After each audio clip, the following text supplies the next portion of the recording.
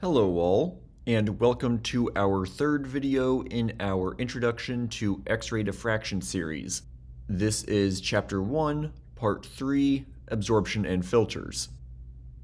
This is a very important plot for this video. As you can see here on the y-axis, we have mass absorption coefficient, which is what we covered in our previous video, so if you haven't watched that, I highly recommend doing so. But that is our y-axis. On the x-axis here, we have wavelength. As always, I can't really conceptualize things well with wavelength, so I'm going to dim that out and plot this in terms of energy, where energy increases as we move to the left. Now, we really have two different parts to this plot. We have this overall decreasing tendency with increasing energy, but we also have this very sharp increase at a particular energy. I'm going to start out by ignoring this sharp increase and look at why it is that the mass absorption coefficient tends to decrease with increasing energy. Let's just assume that we have a nickel filter that we see here. This is the one I use in my lab with copper X-rays. Well, the sample isn't changing throughout this experiment. All we are doing is throwing different energy X-rays at this filter. Because the sample isn't changing, that means that the mass absorption coefficient isn't changing due to any kind of difference in the number of electrons or density. Both of those are consistent throughout this experiment. So what we get is a pretty basic and straightforward explanation in that higher energy X-rays are more difficult to stop. By the same token, lower energy X-rays are easier to stop. Here we have our lower energy X-rays, and here we have our higher energy X-rays. Now, I like to picture this with a fun example. Let's pretend that we have a high school football team. They are pretty big and strong and can generate a lot of energy, and they are trying to get through this banner. Let's pretend that the banner is our filter, and the football players are the X-rays. Because they are very high energy, they can very easily make it through the filter. Very little of their energy is absorbed by that filter. On the other hand, if we have a bunch of little kids trying to run through that same filter, well, they aren't anywhere near as strong or able to generate as much energy, so they have a much harder time making it through the filter. That's just how I like to think of filters and absorption. Maybe that helps you, maybe it just entertains me. I'm not quite sure which one is the case, but hopefully both. Here we have our two situations. Higher energy X-rays are more difficult to stop, lower energy X-rays are more easily stopped. Let's now look at the middle portion where we get that sharp spike in absorption. This is called the K-absorption edge. To explain what is going on here, we need to look at the two types of absorption, namely scattering and true absorption. Let's start off with scattering. What we have is an X-ray source that shoots X-rays at a detector, and then we have some slits to help collimate the beam and a filter somewhere in between. So what's happening here? We have this incoming beam of X-rays with an intensity I0. It will interact with the filter, and then we will have some sort of transmitted X-ray beam with an intensity IX. When those X-rays hit that filter, some of them get scattered. You can think of this like light scattering off dust particles in the air. These red X-rays are getting scattered in all sorts of directions, but the important part is not all the incoming X-rays make it into the transmitted beam. Because of that, the direct transmitted beam has a lower intensity than the incident beam. This means that the X-rays are effectively absorbed by the filter, at least from the viewpoint of the detector. They aren't really being absorbed, they are being scattered, but all the detector knows is that once the direct beam passes through the filter, there are fewer X-rays in the transmitted direct beam. As such, the detector thinks they are being absorbed, which is why we put it in the absorption category. In all but very light elements though, this type of scattering makes up very little of the total absorption. The more important type of absorption is true absorption. Here we see a model of an atom. We have a nucleus, an electron, and energy levels that electrons can sit in. Here we have our incoming X-ray that has some energy that I just labeled E of the incoming X-ray. So what happens here?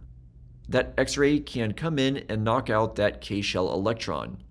That electron now becomes a photoelectron and has some energy E photo. Knocking out that electron also leaves behind a hole. Well, we do have other electrons in other shells and energy levels. What can happen is that a different electron, say this one, can fill in that hole and then produce what is called fluorescent radiation, or a fluorescent X-ray. The energy of that fluorescent X-ray is going to depend upon the energy difference of these two levels. When this happens, that incoming X-ray is absorbed to create the photoelectron and subsequently the fluorescent X-ray. Another similar thing that can happen is that the incoming X-ray can knock out that inner shell electron, creating a photoelectron, and then again, one of the higher energy electrons can fill that hole, releasing an X-ray. But then that X-ray can knock out another electron. When that happens, it produces what's called an Auger electron. These moderate energy Auger electrons can't really escape a sample unless they are approximately 10 angstroms from the surface. So even in this case, that incoming X-ray is being absorbed in order to knock out that K-shell electron. And that's why we get this massive spike. If we have X-rays of this energy down here, or in this range, they just don't have enough energy to knock out that K-shell electron. But once we hit this point, now all of a sudden, that X-ray does have enough energy to knock out the K-shell electron, so it is absorbed in order to produce that photoelectron and the subsequent fluorescent X-ray. One question is, why does the absorption continue to decrease once we move to the left of the K absorption edge here, when these X-rays also have enough energy to eject electrons from that K-shell? The answer is that as the energy of the X-rays continues to increase, they can more easily blast through the sample. Or in other words, there is an increased probability of them passing through the filter without ejecting electrons. So we get this same decreasing nature like we did over here. Again, you can think of it as the stronger football players blasting through that banner. They have the energy to easily do so. Now, just to clarify, there are other absorption edges that exist. If we moved farther to the right on this plot, we would wind up seeing L absorption edges, but the main one that we focus on is the K absorption edge. I just want you to keep in mind that true absorption does not only occur when the K-shell electron gets ejected, it can also happen if other electrons get ejected by that incoming X-ray. Let's take a look to see what happens when we actually use a nickel filter in copper X-rays. Here we have a lot of information going on. The pink curve is your unfiltered spectrum of X-rays. So we have the continuous spectrum caused by Bremsstrahlung and the characteristic peaks K beta, K alpha 1, and K alpha 2. In green, we see the absorption caused by the nickel filter, which has its K absorption edge between K beta and K alpha 1. As a side note, we choose a nickel filter for copper X-rays because the K absorption edge sits between beta and alpha. Anyway, the purple curve is what happens to the incident beam once it passes through the nickel filter. We see that the K beta peak sits beneath a portion of the absorption curve that is very high. For that reason, the K beta peak gets decreased by quite a bit. I want to point out that you have this step feature here, which is also caused by the K absorption edge. The filter is absorbing the Bremsstrahlung differently on one side versus the other. So if you ever see in your data this upward step of background followed by a continued decrease like this, it is most likely due to the filter. In my experience, I mostly see this with single crystal samples tested with powder diffraction, or if you just have very, very intense diffraction peaks, you can also see this effect. It does tend to confuse people, but keep this in mind and it will help you interpret that if you ever see it in your data. Even though we want these K-alpha 1 and K-alpha 2 peaks for our analysis, unfortunately they are also partially absorbed by the filter. Because they sit in a region of lower absorption, however, they do not get decreased anywhere near as much as the K-beta peak did. Let's get you some numbers as to what is going on here. If we look at the pink curve, which is unfiltered, the intensity of the K-beta peak is around 1/7 of your K-alpha 1 peak. This is just an approximation. Different X-ray tubes will have different ratios, but this gives you a general number to work with. If we then look at the diffracted beam, which is the purple curve, the intensity of this K-beta peak is now 1/500th of this purple K-alpha 1 peak.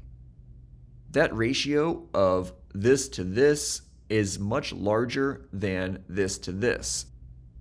We have effectively eliminated the K-beta peak, which is helpful for data analysis. Once again though, if you have very intense K-alpha peaks, you might still see a very small K-beta peak since it is not 100% absorbed.